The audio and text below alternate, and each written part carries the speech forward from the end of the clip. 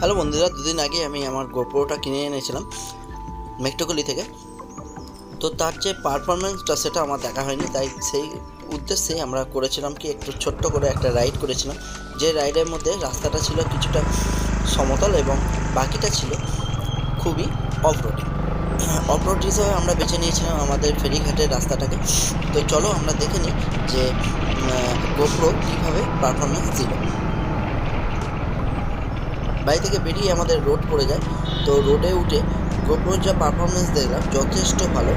বোঝাই গেল না গোপ্রোটা মাঝে মধ্যে গোপ্রো স্ট্যান্ড থেকে মাউন্ট থেকে বারবার সে নিচে নেমে যাচ্ছে, কিন্তু আমি বুঝতে পারছি না। কিন্তু ভিডিওতে যে পরবর্তীকালে ভিডিও আমি যখন এডিট করি বা ভিডিও যখন সব কেটে কুটে বানাই এডিট করি, তখন কিন্তু বোঝাই যাচ্ছিল না। এই যে আমি এই মুহূর্তে দাঁড়িয়ে গেছিলাম, তখন কিন্তু গোপ্রো মাউন্ট থেকে অনেকটা নেমে এসেছিল। তো মাউন্ট থেকে তুলে দেওয়া তা নামানো কিছুই বোঝা যাচ্ছিল না, এত স্মুথ গোপ্রোর যে পারফরমেন্স ছিল, খুবই স্মুথ। এই ঢালা রাস্তাটা দিয়ে আমি চলে যাব, কিছুক্ষণ পরই আমরা পেয়ে গেছিলাম একদম অফরোড বলতে এটা এখানে 2-4টে ভাটা রয়েছে, অর্থাৎ যেখানে ইট তৈরি হয়। তো ভাটা যেখানে থাকে সেই সব জায়গা তো তোমরা বুঝতেই পারছো যে কী পরিমাণ রাস্তাঘাটের অবস্থা থাকে। পুরো একেবারে ইট আর পাথর দিয়ে পুরো রাস্তাটা, যেখানে সেখানে গর্ত রয়েছে।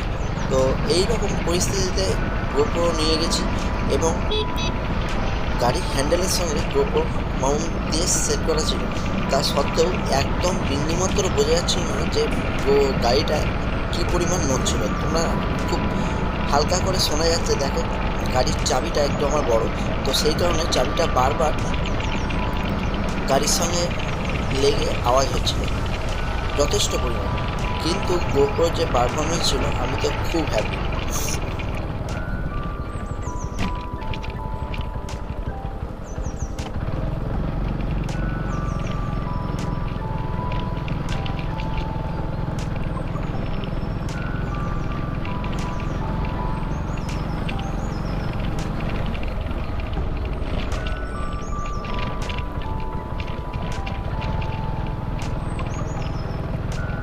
যদি মাথায় এরকম নেমে যায়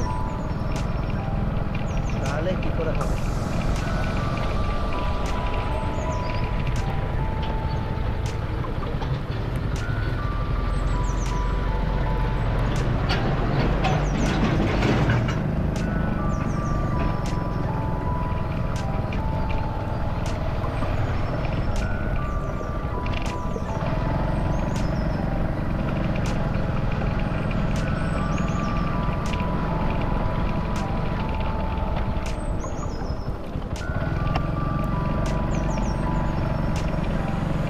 প্লাস্টিকের আওয়াজ।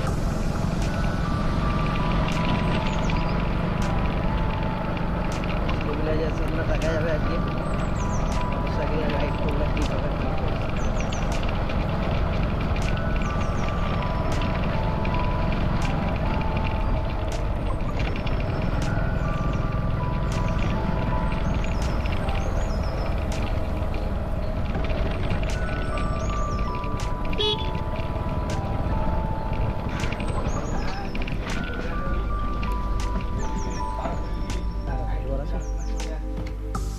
এটাই জোয়ার।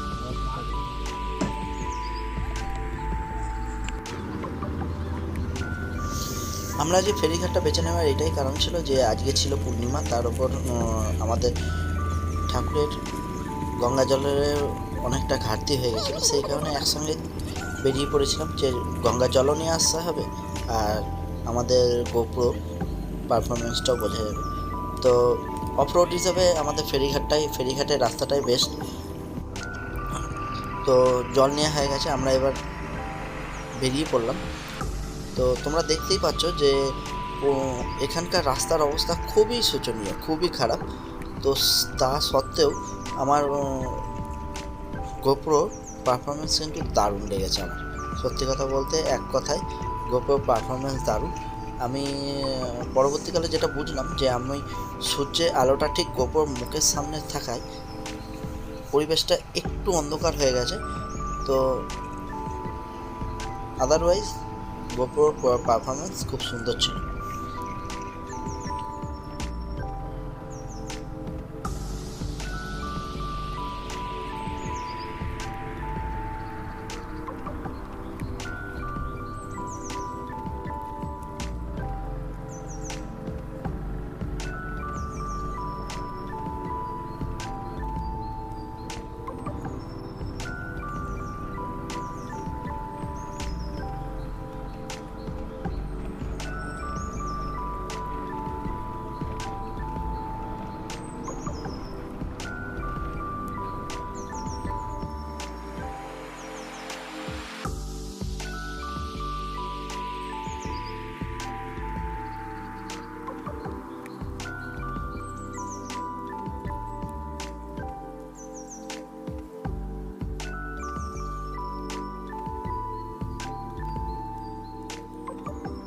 অর্ধেক রোডে আমার মাথাটা স্টেবল আছে, গাড়িটা তার স্টেবল না। তোমার হাতটা যতটা স্টেবল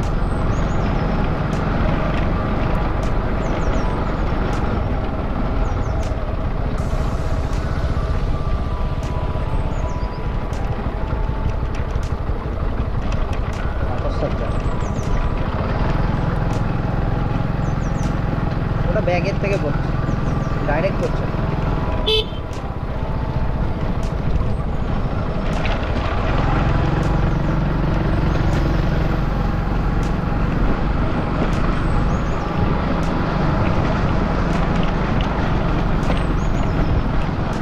দিদির নতুন বাড়ি না পুরোনো বাড়ি?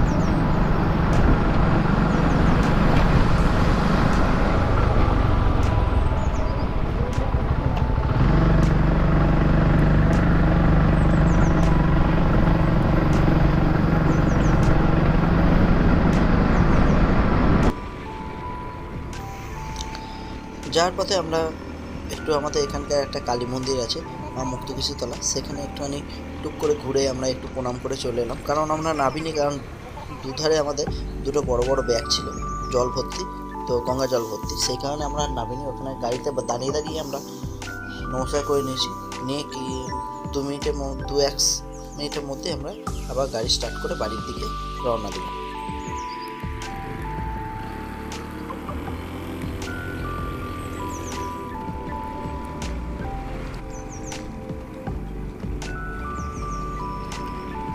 যারা রাইড করো, ব্লগ বানাও, তাদের ক্ষেত্রে আমি একটা কথাই বলবো যে তোমরা কোনো গোপ্রো ছাড়া অন্য কোনো কোম্পানি অ্যাকশন ক্যামেরা না কেনার জন্য আমি তাদের অনুরোধ করব। কারণ গোপ্রোর যা পারফরমেন্স তা অন্য কোনো ক্যামেরা দিতে পারবে কিনা আমার খুবই সংশয় আছে।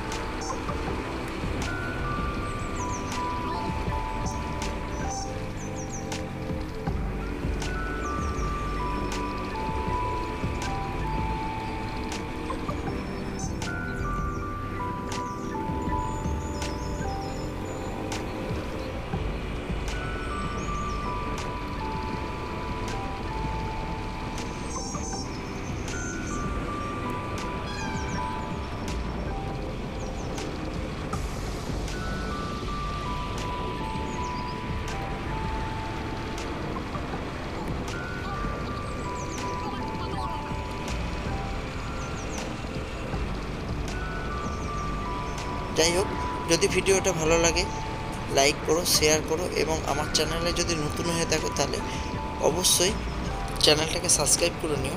তবে এখন রাখি, টাটা।